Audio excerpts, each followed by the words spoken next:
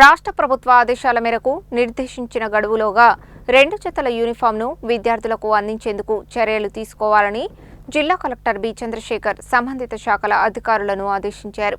ఇందుకుగాను టైలర్ల సంఖ్యను పెంచాలని DRDO, MEPMA project డైరెక్టర్లను ఆదేశించారు. యూనిఫామ్స్ కుట్టిన తర్వాత ప్రతిరోజు పోర్టల్లో వివరాలు అప్డేట్ చేయాలని చెప్పారు.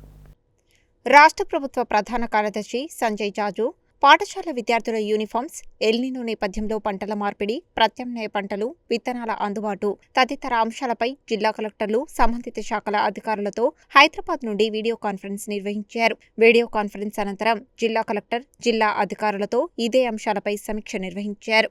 జిల్లాలోని అన్ని ప్రభుత్వ పాఠశాలలు, రెసిడెన్షియల్ పాఠశాలలు, కేజీబీవీల్లోని విద్యార్థులందరికీ నిర్దేశించిన గడువులోగా 2 జతల యూనిఫామ్స్ అందించేందుకు డీఈఓతో పాటు డిఆర్డీఓ, మెప్మా ప్రాజెక్టు డైరెక్టర్లు ప్రత్యేక దృష్టి సారించాలని ఆదేశించారు.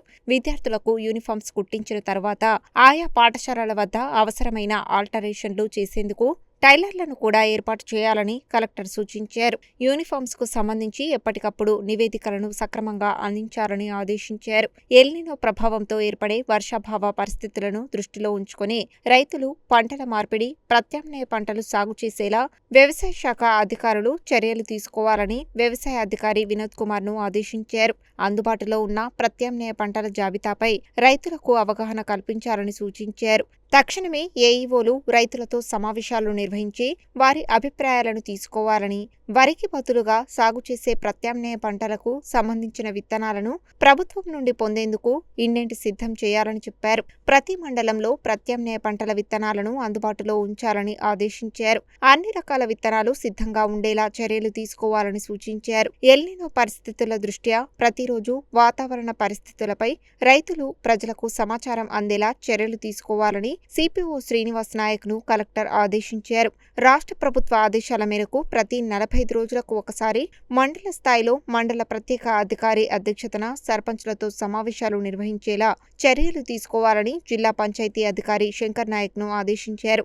అంతకుముందు రాష్ట్ర ప్రభుత్వ ప్రధాన కార్యదర్శి సంజయ్ జాజు మాట్లాడుతూ ఎల్నినో పరిస్థితుల దృష్ట్యా వ్యవసాయానికి కంటింజెన్సీ ప్రణాళికను సిద్ధం చేయాలని ఆదేశించారు. పంటల మార్పిడి, ప్రత్యామ్నాయ పంటల సాగు వైపు రైతులను ప్రోత్సహించాలని సూచించారు. వరితో పాటు మరో 20 రకాల పంటలకు కూడా రాష్ట్ర ప్రభుత్వం మద్దతు ధర ఇస్తుందనే విషయాన్ని రైతులకు స్పష్టంగా తెలియజేయాలని చెప్పారు. పాఠశాల విద్యార్థుల యూనిఫామ్స్ కు అత్యంత ప్రాధాన్యత ఇవ్వాలని, రాష్ట్ర ప్రభుత్వం నిర్దేశించిన సమయంలో ప్రతి విద్యార్థికి యూనిఫామ్ అందేలా చూడాల్సిన బాధ్యత జిల్లా కలెక్టర్లపై ఉందన్నారు. ఇందుకోసం టైలర్ల సంఖ్యను పెంచడంతో పాటు యూనిఫామ్స్ నాణ్యతగా ఉండేలా కుట్టడంలో ఎలాంటి తేడాలు లేకుండా చూడాలని సూచించారు. కార్యదర్శులు సవ్యసాచి ఘోష్, దానకిషోర్, దివ్య దేవరాజన్ తదితరులు మాట్లాడారు.